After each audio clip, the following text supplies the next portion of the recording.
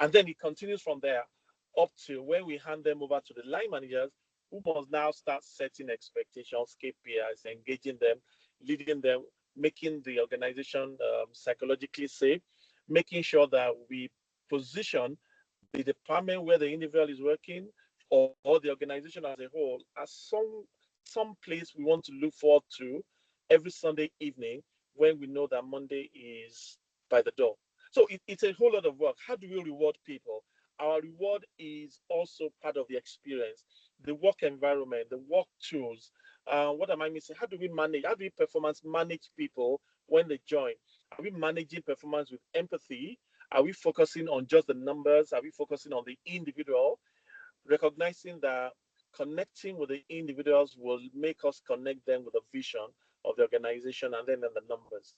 So it's about recruitment, it's about reward, it's about performance management. How do we provide them with learning opportunities, or are we letting them learn as they go?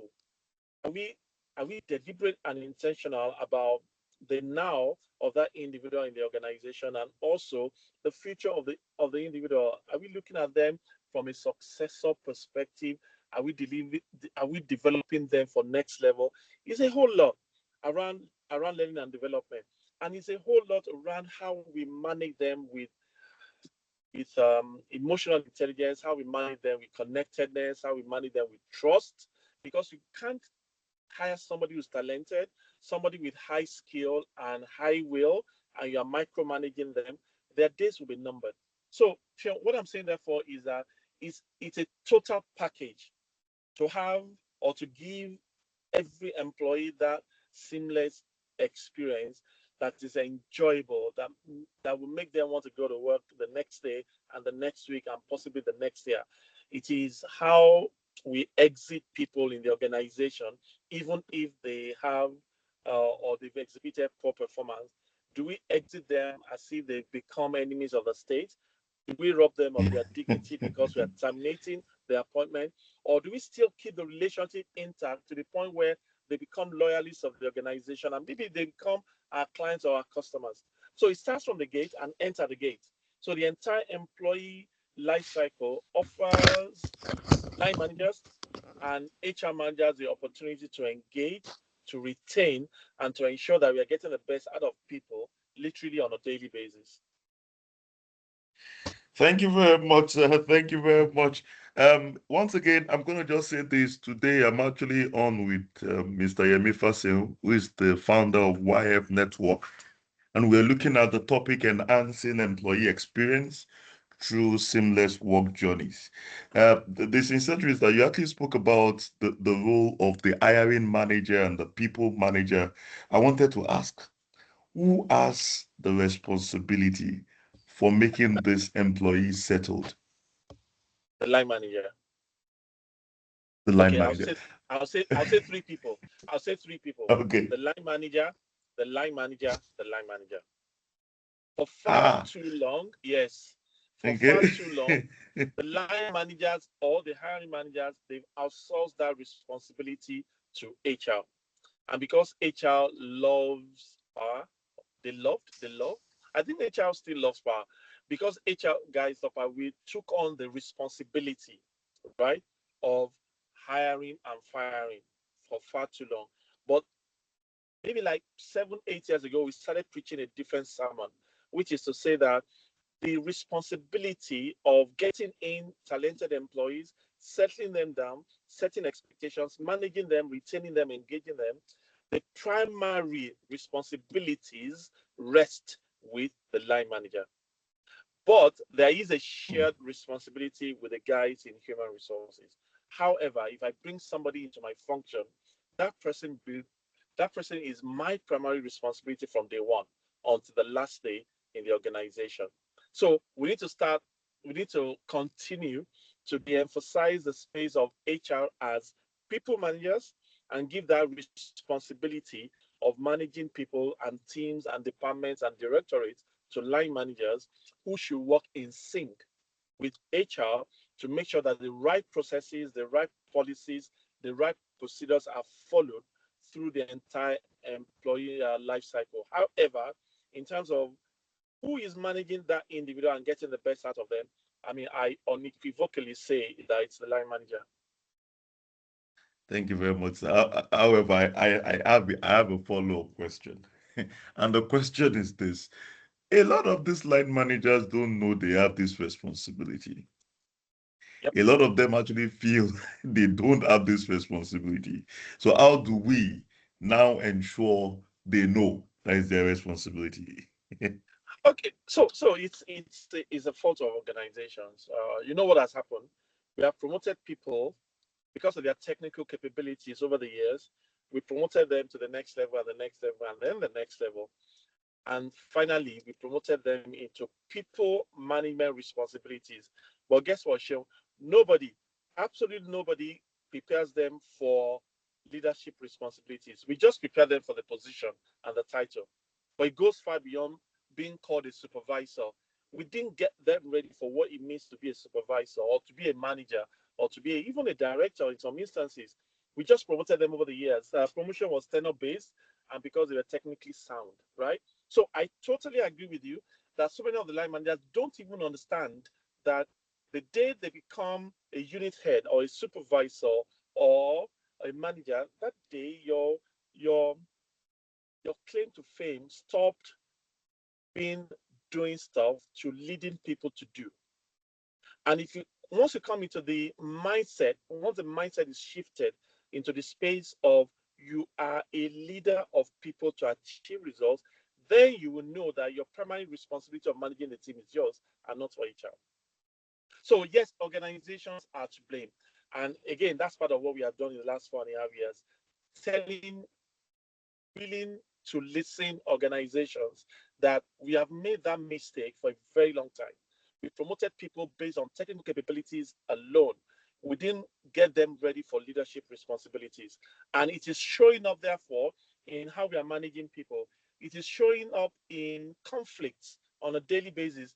It's showing up in how we don't understand managing a, for instance, multi-generational workforce because we have done it for 6 years and we got promoted and we're doing the same thing.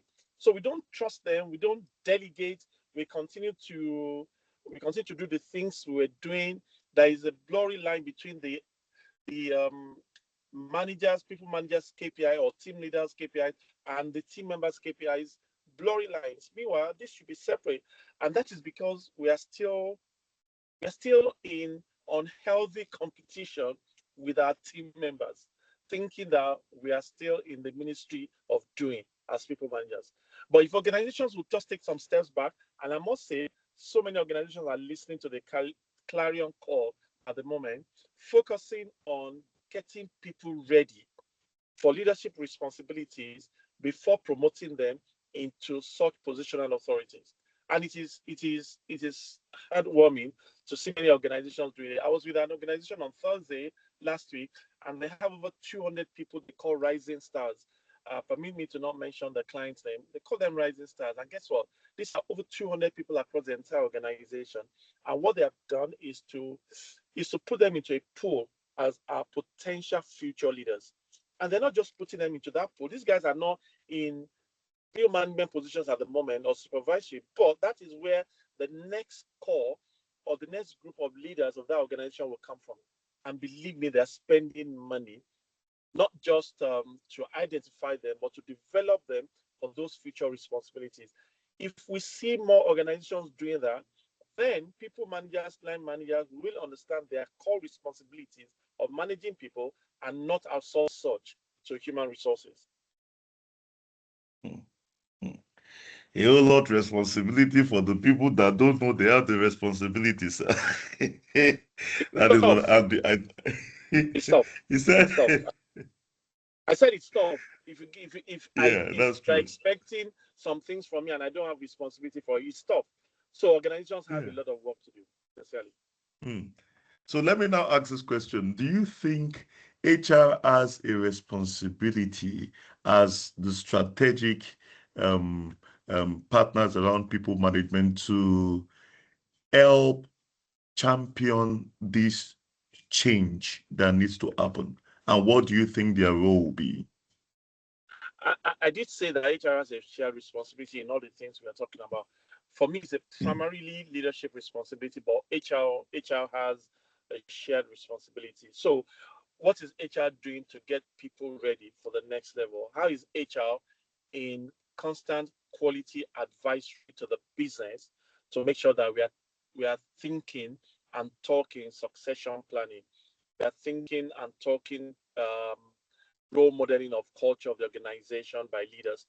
Um, there is an advisory role that HR plays.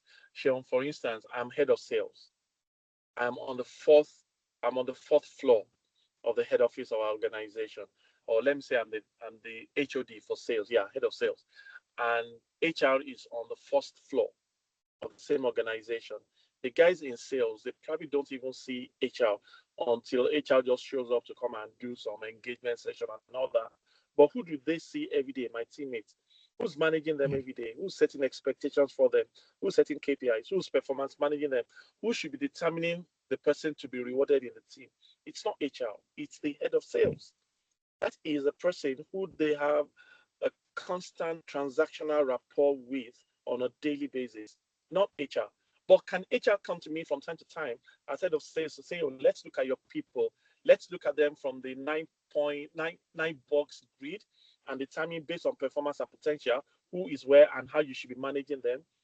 HR should be seen as the internal KPMG, internal EY, internal PwC to line managers to support them so that we are we are constantly churning out the right sort of people management initiatives in the organization.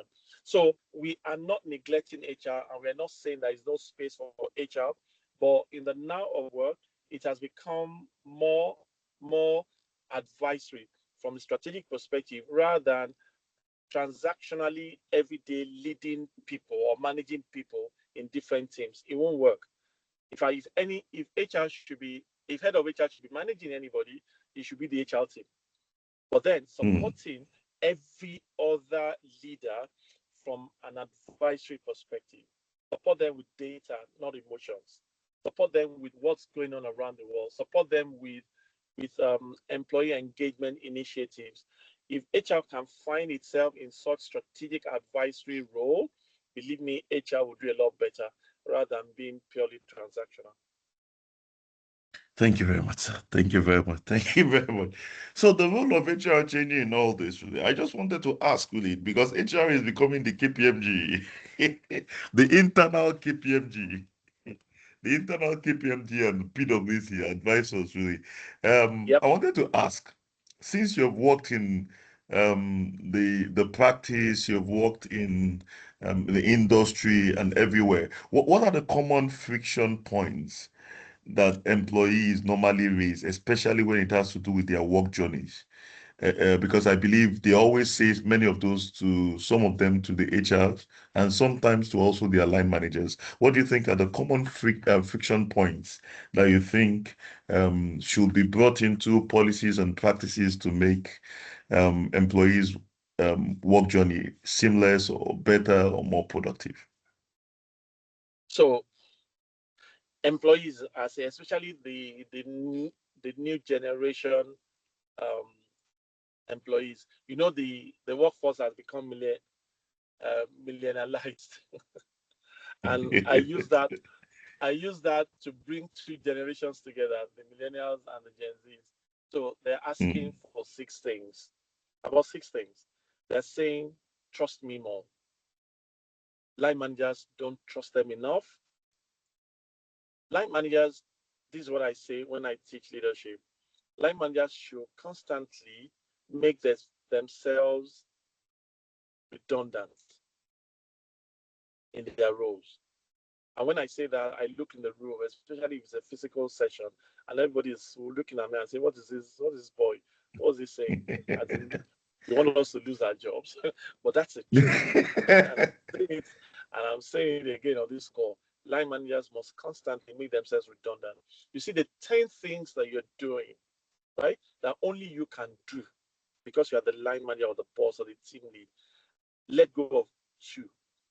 If your teammates don't do them or can't do them, Your job is to teach them how to do those things so that you can free yourself a bit more to start leading strategically.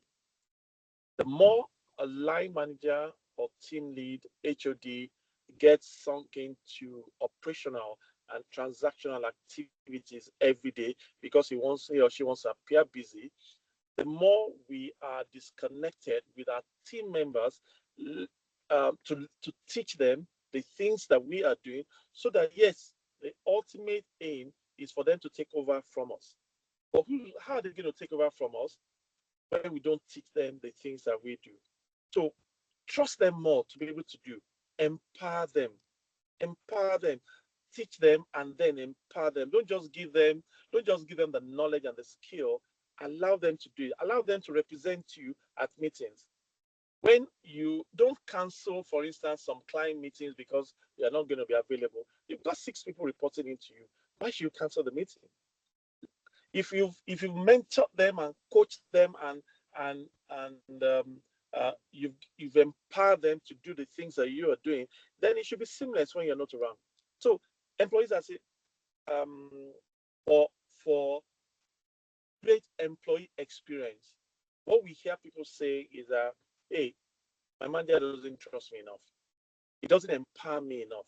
They still want to do everything. Some would say they want to take credit for everything or all the jobs coming out of the department. What else? We're saying, lead us with emotional intelligence, lead us with empathy, lead us with humility. We know some things more than you do as a line manager, but you've got to come down from yes, that's the reality. You've got to come down from your high horse and understand that, yes, we know those things, and therefore you can learn from us. Line managers, team leaders are not lending themselves to reverse mentoring. And that's one of the fastest ways to grow as a leader or as a manager. So it is trust me more, empower me more, be honest more with me, right? Let me be able to do the things that you are also doing. Connect me with purpose, not just to KPI. I want you to promote me, but what about purpose? I want you to give me money. How about meaning out of my relationship with the organization? Yes, I want salary, but provide sanity, provide a psychologically safe space.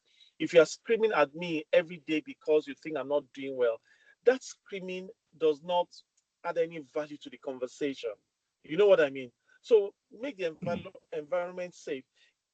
Basically, if I could just summarize it, Sean, employees are looking for great leaders to take them from the point where they are now to the point where the organization needs to be.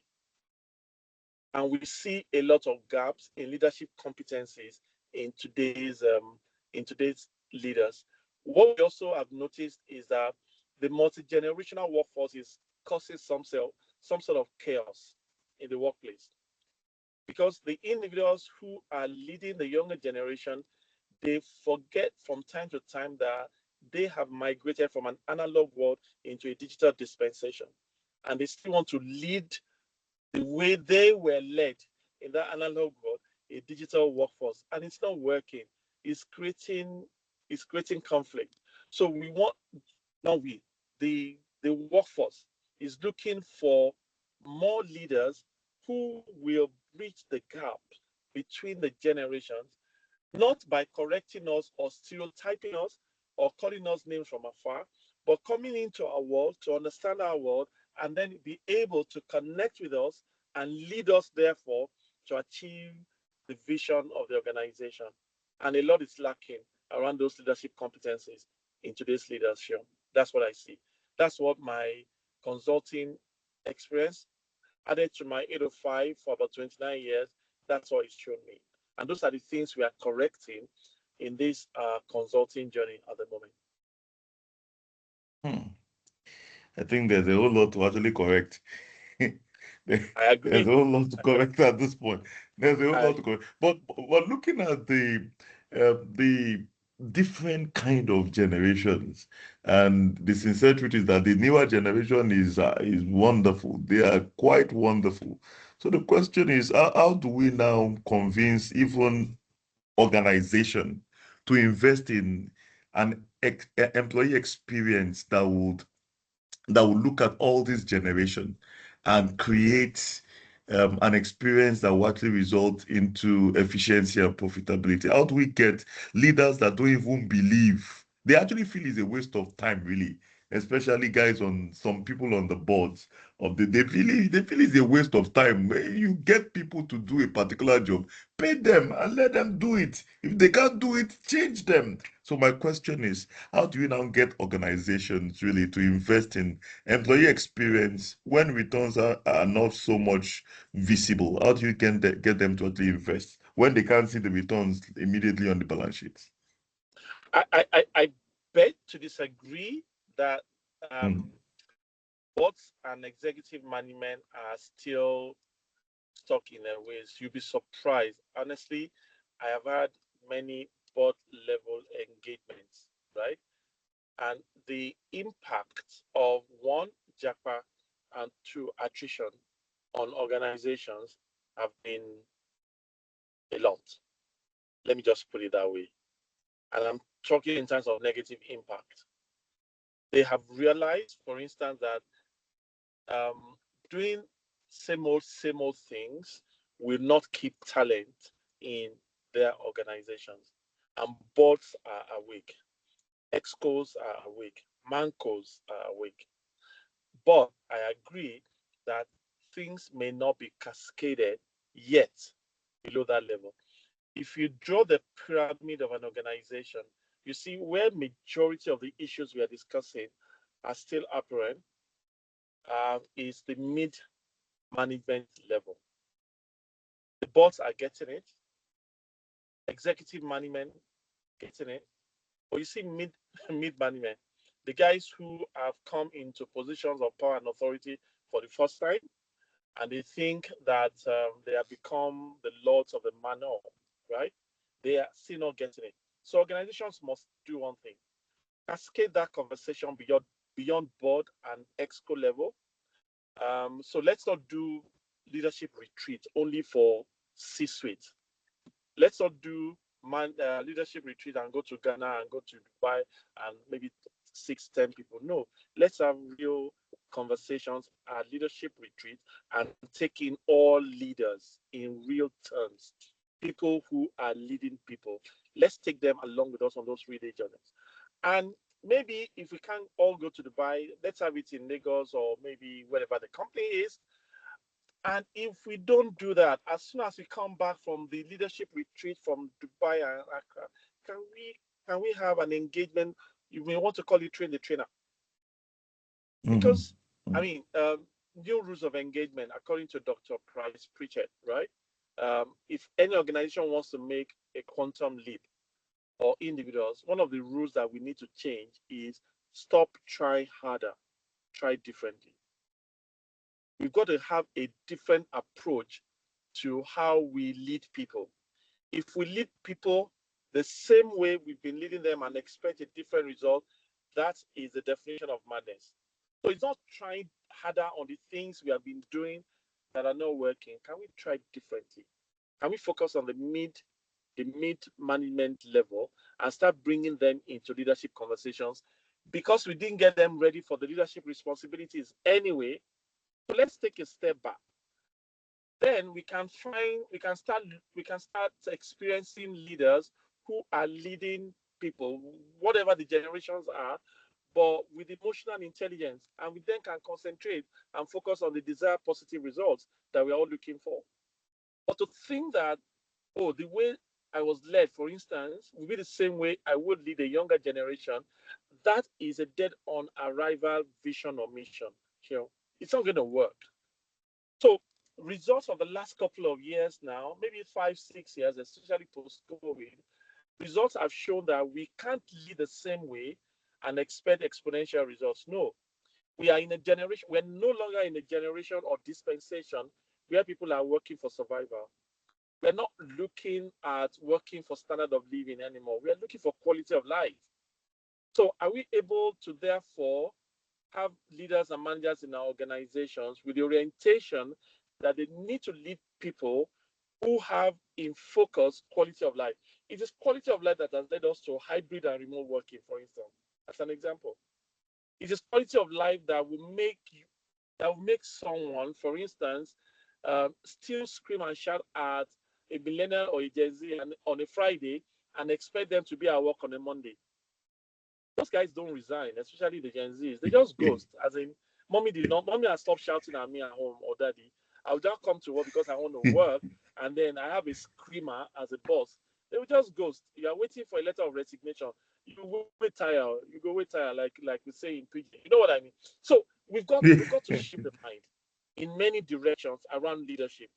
Managing a multi-generational workforce requires a digital dispensation leadership competencies rather than an analog orientation that has expired, if you ask me.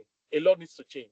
So investment in leadership. See, as we invest in strategy, we are investing in technology. We must also continue to invest in people, invest in leadership, and invest in culture. I see a lot of investment going on around now, AI, tech, next frontier, But we're not making the same level of noise of investment around people, culture, and leadership. And until we visit or revisit the fundamentals, it ain't gonna happen. Build a solid car, 2027 model, have it great aesthetically, engine solid, the interior best in class. But if that car is going to run on tires, better make sure that the tires are not flat. And that is where the conversation of people, culture, and leadership rests with me, as far as I'm concerned. So we got to make that investment. We've not made enough of it in terms of getting people ready for this new dispensation and leading people. And until we revisit that, same old action, same old results. That's what I see. I hope I'm not talking too much. No, you are not really. Let me just wheel out some of the comments from people here before. Someone said, "My own mentor, YF, this will be a loaded session." I think he's actually a loaded session already, really. And someone said in the comment there, said, What manner of wisdom?" I saw that in the Bible, really. So I don't know. I think the person did the copy and paste from the Bible. Okay, so he's actually great. Is a whole lot to say you're actually communicating really.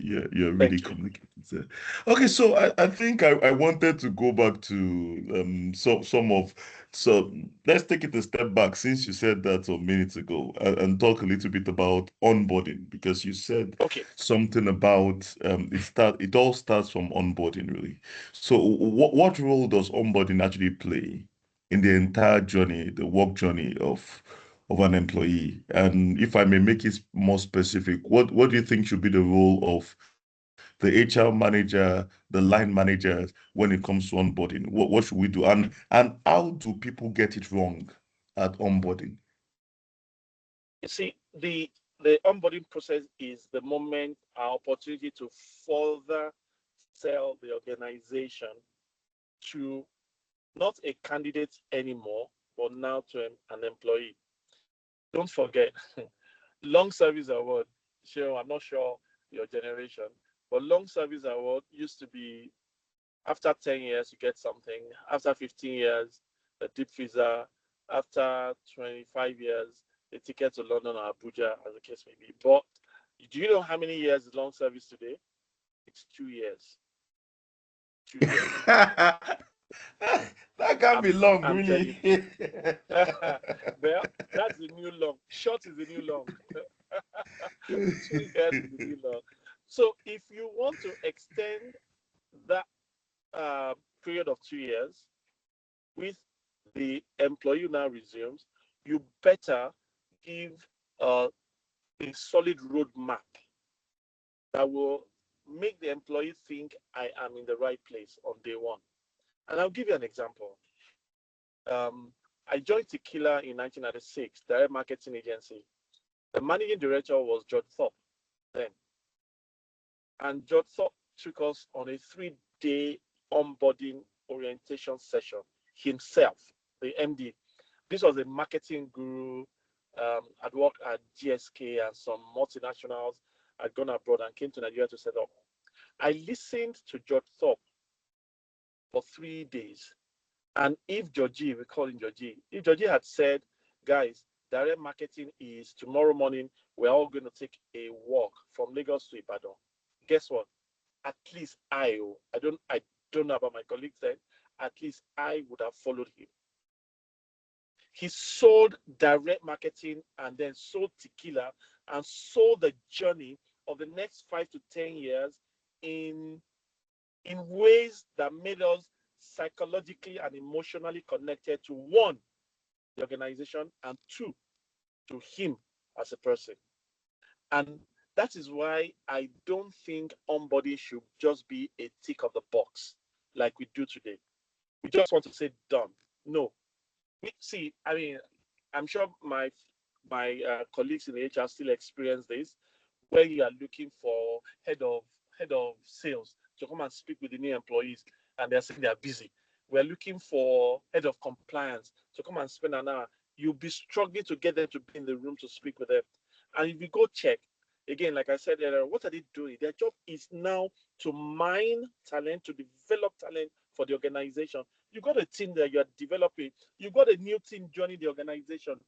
No better individual to devote your time to except those guys, because these are the guys you need to acculturize so that you can sell the value and the value proposition of the organization to them.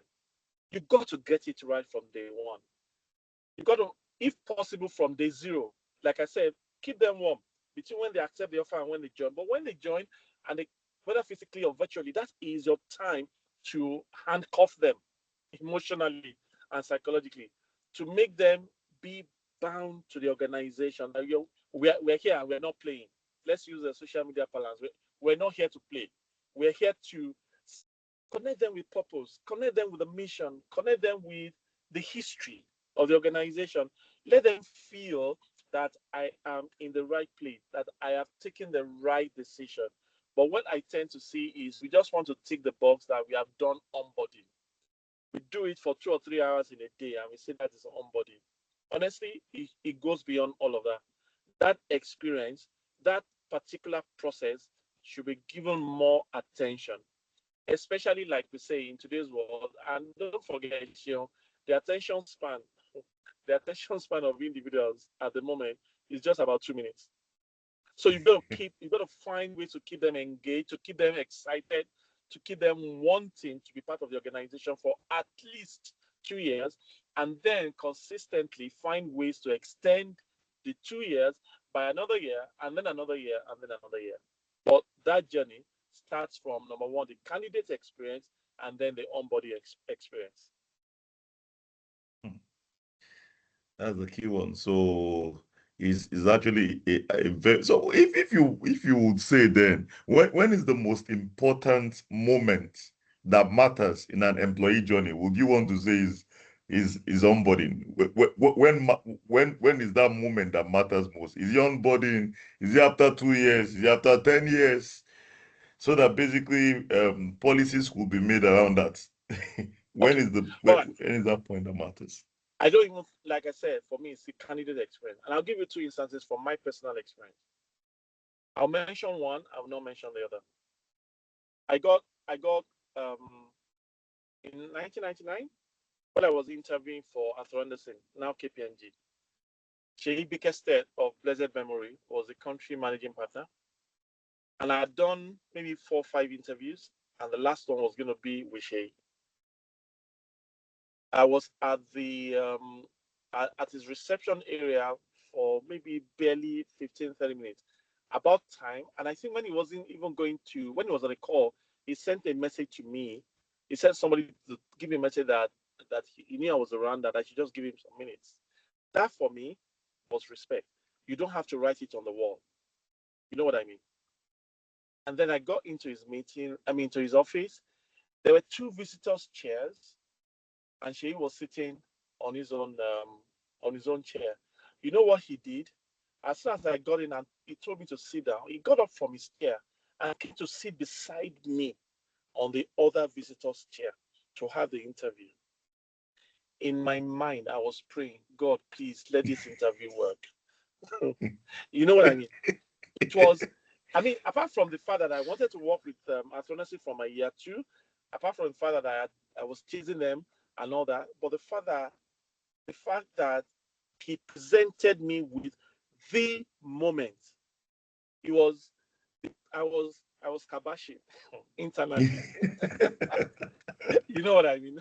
Yeah. As in, let me get this job. That for me was, he didn't have to say we are a great place to work. He didn't have to tell me that we have been given the great place to work certification. No, he didn't have to say that. He showed me what it meant Mm. to come work in that organization. And luckily, I got that opportunity. I worked there for 3 years. Compare that with another organization, a bank in this Nigeria. I waited 3 hours to see this MD. I honestly, I already lost interest. I already lost interest. But out of respect, because I had waited and he knew I was there, I said, let me just wait. Let me hear what he wants to say. I got into his room and it was a large office. Two visitors' chairs in the room on one side of the table and no chair on his side of the table. And he told me to sit down. He was going to conduct the interview standing up. I said to him, no, there's another chair here. Should I bring the chair to him? Another? He said, no, it's fine. There and then, before any first question, I knew, hey, Yemi, you ain't working here. I'm not kidding you. I'm being very honest with you, Michelle. So I allowed him to go through the motions, the questions, and all that. After it was done, I left. The offer letter came. The offer letter came. I think about 3, 4 weeks later, April of 2000, I did not respond till today to that offer letter. This was Mm. April year 2000, 26 years later. I did not respond to the offer letter. You know what I mean? That Yeah, is how that is how to engage. So that is me as a candidate reading between the lines. If I'm reading the lines, reading above the lines and reading below the lines, and I'm taking a decision right at that point.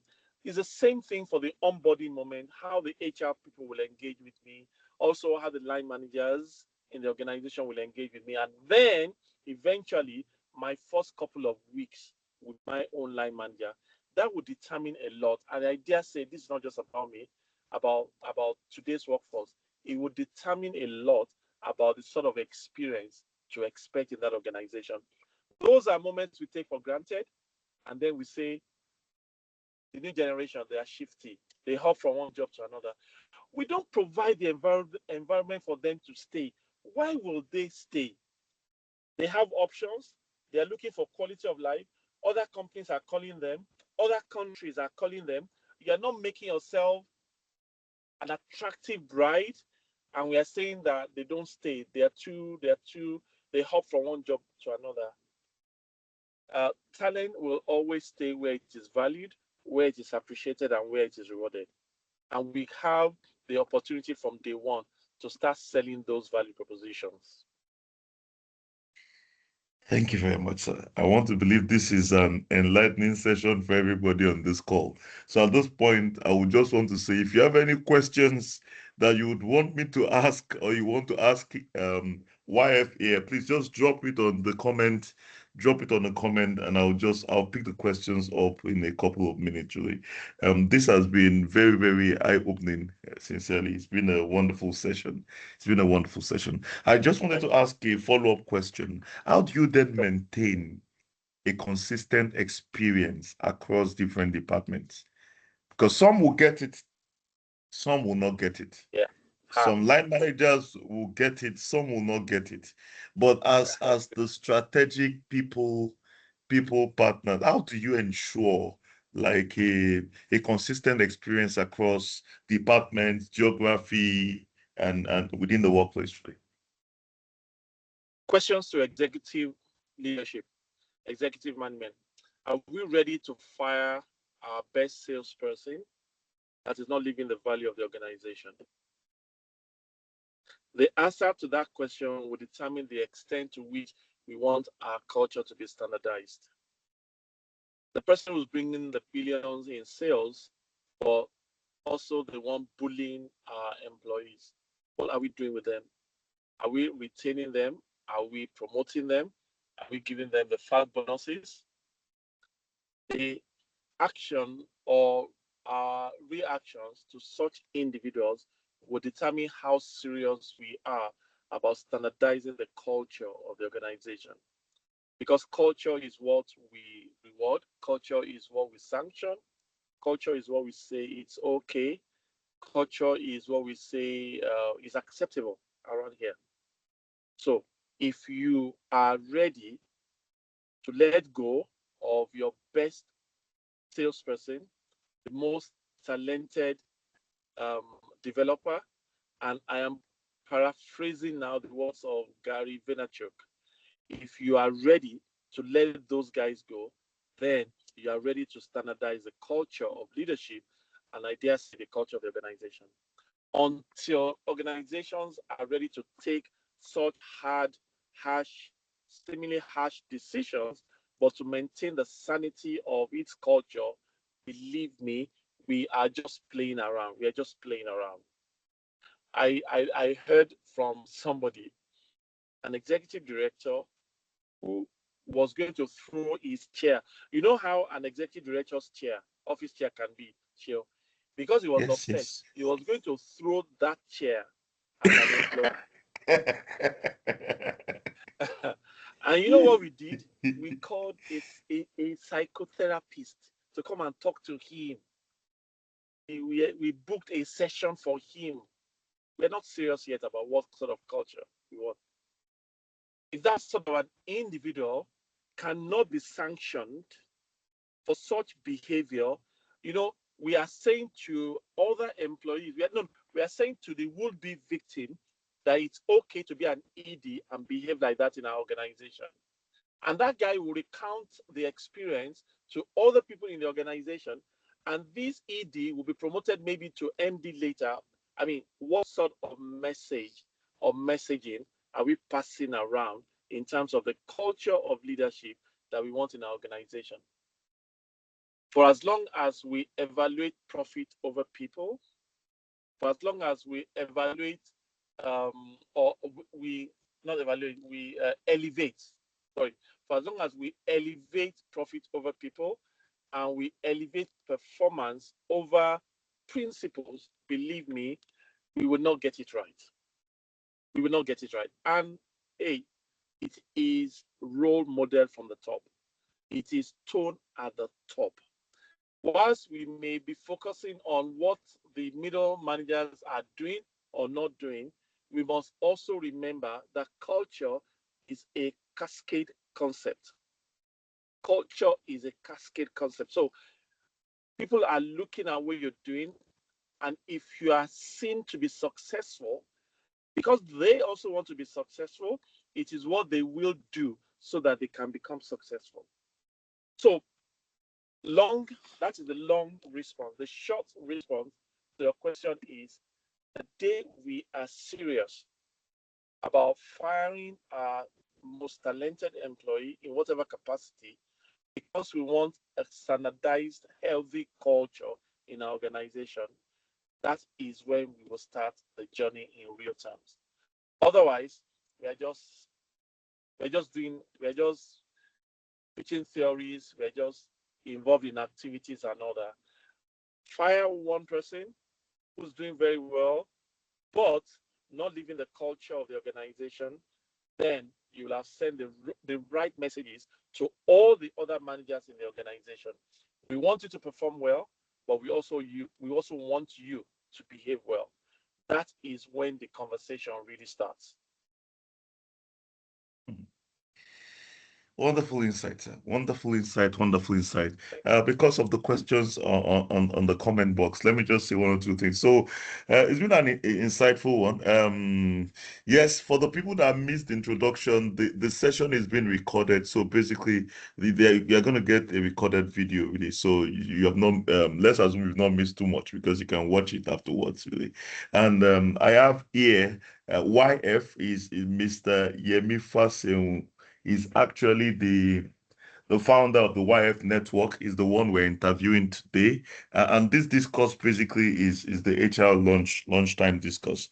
And the whole idea is to get the best from uh, from our experienced.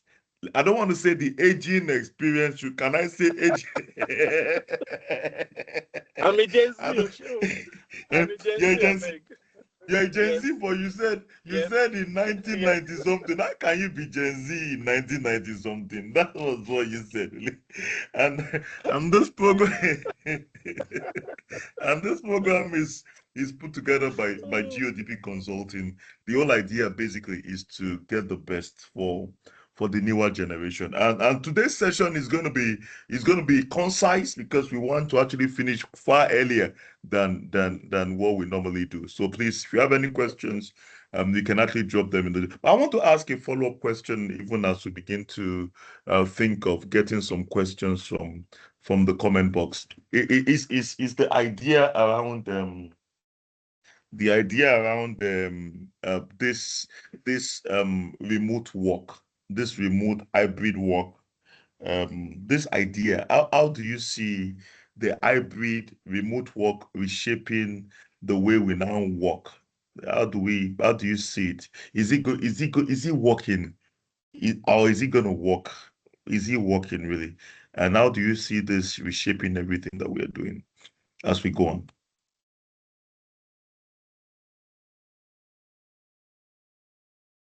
Listen, did you get my question?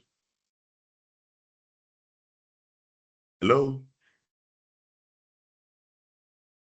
Hello, please, did you get my question? Please, can anybody hear me? Yes, we can hear you. Yes, we can Yes, hear I you, can sir. hear you. Okay, I think it's from. We can hear you. We can hear you. Okay, so let's just wait for him to join back. I think it could be the network. Hope we're having fun. Okay, hope we are. So please, if you have any questions, you can just drop in your questions because today's session is going to be very, very concise. You'll try to join in. Okay, you'll try to join back. I think is the network. Don't worry, very soon. So somebody asked a question about the So this is GODP Consulting, and this is the HR lunchtime discourse. Yeah. So let me try to get him back. I think is the network. Yeah, it's,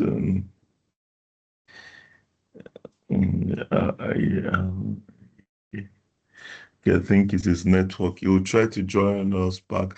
So I actually have some comments from here. He said somebody said Gen X in Gen Z blood. Okay, yeah, you were talking about Mr. Faseun. Yes. Somebody said salient but obvious truth. Truly, I haven't had anyone speak out this truth. That I've stood for in 20 years. Yeah, we are very correct. You're very correct. So please, you're going to get, so that we can actually get this also sorted. Please, you're going to get a what do you call it? A survey link. For as many of us that actually want to get the recording, they're going to send the recording to us. So please just the survey. They will send it they'll send just fill in your email and they will send you okay. Are you back in, sir? Mr. Fasion, are you back in? I think he said not sure what happened really. I think internet actually knocked him off really. So please, you're gonna see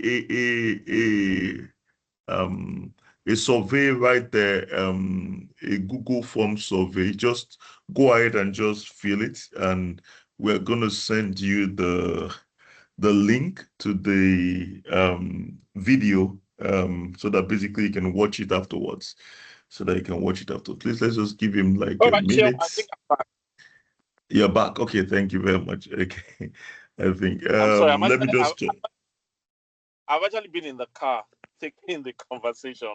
So forgive me. I don't know what happened to my network. Yes. I think that's noted. So let me go back to the question I actually asked.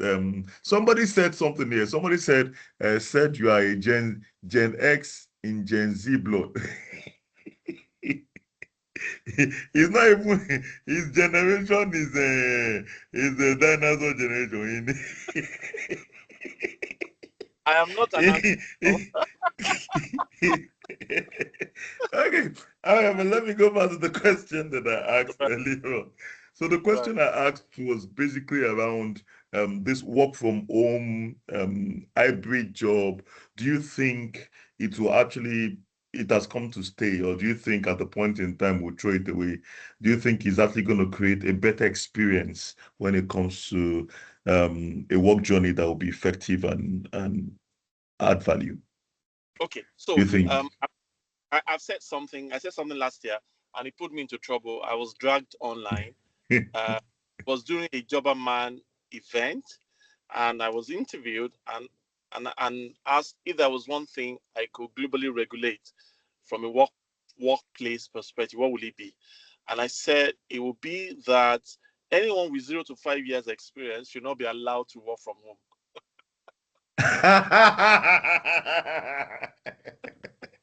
It went viral, and I was dragged. But the YF army also came to the battle, and then they dragged the draggers. So where I'm going is this: there's a reason I said that. Sure. Um, as a matter of fact, where I'm calling the car now. I'm a Radisson Blue, and I'm teaching emotional intelligence.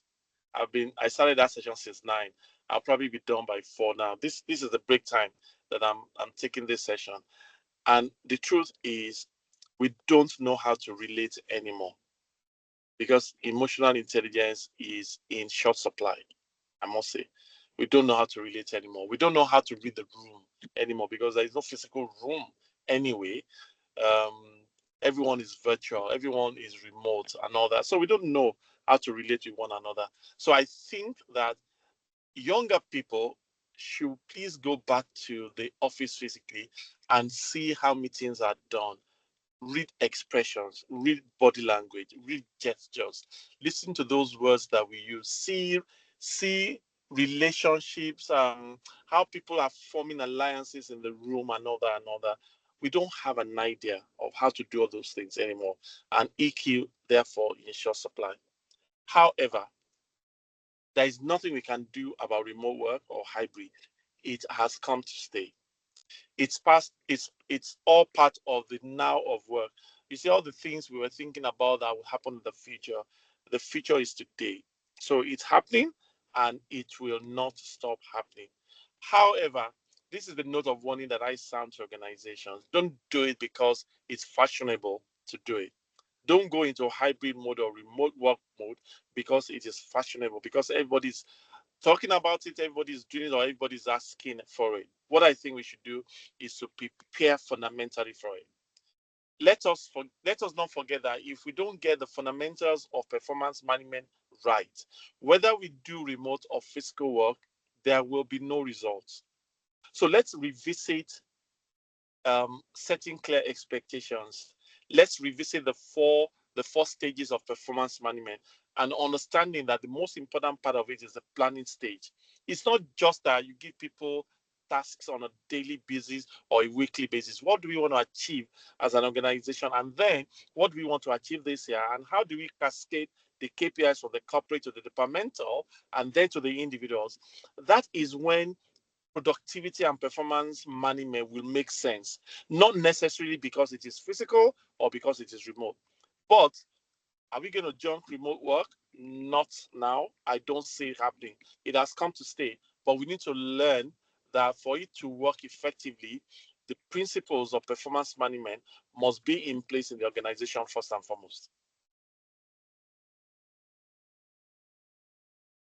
Okay, so let me say what you said. If you are less than 5 years, go back to the office. If I said what I said. With, with, I'm telling everybody in the class. So if you are less than 5 years experience, go back, and that is true, really. In all sincerity, the newer generation don't have that work ethic, that relationship, that emotional intelligence is not there. And when they start talking to people, you discover that they only talk to the systems. It's as if they are talking to their, especially those ones that actually code. It's as if they can't even stand in front of people to address them, really. So Yeah. I think so. Let me just take some of the questions from the people on this. Please, we need to round up now because he actually has a very busy day, really. So somebody said, to what extent can employee well-being, psychological safety, and equity enhance employee experience? Says, to what extent can employee well-being, psychological safety, and equity enhance employee experience and ultimately organizational effectiveness? That's the To what? question for Momo. Sorry, I didn't get the last sentence. To what It extent says, can? to what extent can employee well-being, psychological safety, and equity enhance employee experience and ultimately organizational effectiveness? I mean, all the things reeled out. Those things are the foundation of quality employee experience. Sincerely, that's the reality. But we don't seem to be focusing on them anymore. The attention on results and performance is a lot at the expense of employee experience at the moment. If I could just take us all a step back, maybe some people may not be able to relate, but the Unilevers of this world, the Nestle, the UAC, remember the graduate training programs, right? Yeah. They were focusing on just not just the now of the individual coming to the organization. They were focusing on the next 20 or 25 or 30 years. And that's where you could find out that the Shegun Shuke could join as a graduate trainee at Nestle, and then he became the MD and later the chairman. Or Felix Oiwere at Nigerian breweries, and then the guys at the other multinationals and some banks in Nigeria as well. But today, we're all focusing on ready-made talent. Nobody's developing anybody anymore. Nobody's focusing on culture. Those fundamental things that enhanced employee experience, I think organizations will need to revisit them quickly, right? And I'm not saying that employees will now stay with us for 25 years, but this is what I say. Even if they stay with us for a month, or they stay with us for a year, or stay with us for maybe 6 months, let them go with great employee experience. Because two things are likely to happen. One, they may likely come back, and two, they'll become loyalists of the organization. But when the experience is not great around the entire life cycle, when I join, how I am rewarded, how I am being performance managed, nobody even gives me feedback about my performance rating. They tell me to go to HR, and HR tells me to go to my line manager. I therefore become disengaged. I become a cave dweller. I become I become a quiet quitter, and the experience isn't there anymore. So we need to revisit all those fundamentals, understanding that a client of us says today that we should get them graduate trainees, and he says, the MD said, "Yemi, I'm not looking for somebody who is going to be a graduate trainee. I need somebody who's going to take over from me in the next couple of years." That's a lot. That says a lot about how that individual is thinking and doing things differently. So, how to enhance that experience is how much of value we place on the employee and how we therefore manage them on a day-to-day basis around the different verticals of people management. It's intentional, it's deliberate, it is not happenstance. Leadership will have to work with HR to make sure it happens. Otherwise, it will be a revolving door. People in, people out. Thank you very much, sir. We are really, really, really grateful for having you today. I think because of the time, I want us to actually just start rounding up. Thank you to Mr. Yemi Faseun today. I know I have some comments in here, but I know he has a wonderful, very busy day today, really, and he has taken this time out of his very busy schedule and taught us or shared his life. This is his life, really. He has shared his life, his experience we are really, really, really, really grateful. Really, really, really grateful. So please, as many of us that actually just want to get the video, can just fill the survey. And because I need to let him go now, really, because he already said. So any last words from you, sir? Any last words from you for HR professionals, for people managers, line managers that are on this call? Any last words from you, please? The last thing I'll love to say is to take the last question that I see in the chat room. To what Okay. extent? No, that's not the one. Is hybrid not a better option for employee well-being, Yeah. work and life balance? The dynamics are changing. Yeah, we think so too, and that's why if you listen to what I said earlier on, I did say that I would encourage the younger ones to spend some time at work, if possible. Spend 5 days, and as you grow up the ladder and you understand the fundamentals of working together, collaboration, teamwork, reading the room, emotional intelligence, political intelligence, and then we can start the hybrid mode. But at least, rather than a full remote, let's do hybrid. Let's come together. Let's feel. Let's feel the pulse. Let's do fist bumps. Let's handshake. Let's exchange experiences and all of that. Hybrid is a good option right now, as much as possible. I totally agree with you. Final words. People who are in the people management business, HR folks, I think, please, the responsibilities of people management that have been outsourced to us for a long time, please let's give it back to where they belong. Line managers have the primary responsibility to manage their people, but we do have a shared responsibility to help them with processes, with procedure, with initiatives and all that. We are consultants to them internally, not to take over the responsibility of managing their people. And employees as well, please, there is a responsibility on your part. Be the best employee. When we say people are toxic, it's not the building, it's not the computer, it's not the physical environment, it's actually individuals. So question is, ask yourself from time to time, do a self-audit. Are you also a toxic employee? And I did say sometime also that dream jobs are out there, but dream employees are very scarce. So the first thing you want to do also is to be in a space where you're a dream employee, and then all other things shall be added onto you. Thank you very much. Thank you very much. Thank you very much. Sincerely, I needed to go because of the session you actually need to go back to. Thank you very much, everybody. It's been a wonderful session today. Please, we are going to send you the video so that basically you can actually learn from this. So see you next month. Yeah, so see you next month when we actually have another wonderful people management professional on this show. Thank you very much. Have a wonderful, wonderful day. Thank you very much, wife. Well, I need to come and see you, sir. I'll come and see you. I'll call you afterwards and we need to talk. Thank you All very right. much. Okay, have a lovely, lovely, lovely. Okay, bye-bye, sir. Okay, bye-bye, bye-bye, sir. Okay, and to everybody. Yeah. Okay, to everybody on the call, so please fill in the what do you call it, the survey and the slide the video recording will be sent to us. Have a wonderful time. So from us in GODP Consulting, we'd like to say thank you for joining this month's edition. See you in the month of August for another edition. Yeah.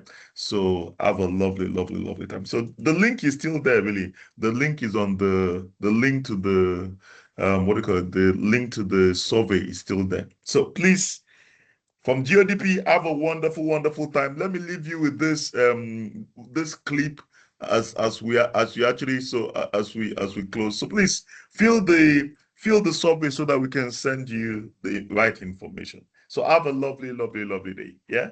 Okay. Bye bye. Yeah.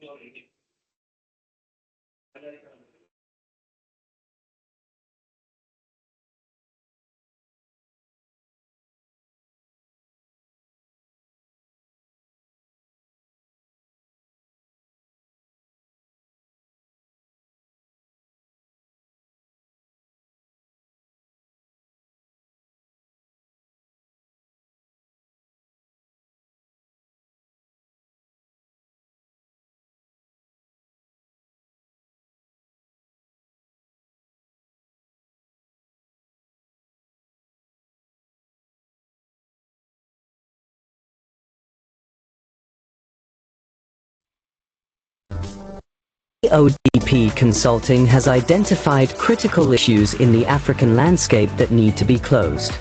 1. Skills and knowledge gap. Africa has lost a lot of her skilled labor in recent years. 2.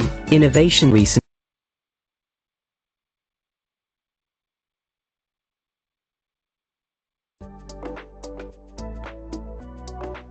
HR Lunchtime Discourse. Every last Friday of the month, 1 p.m. to 3 p.m. GMT+1. It is a dynamic forum created by GODP for professional HR leaders and people managers in Africa that fosters skill development and knowledge transfer through meaningful discourse and collaborative knowledge sharing. Approach: insights from conversations with key HR leaders.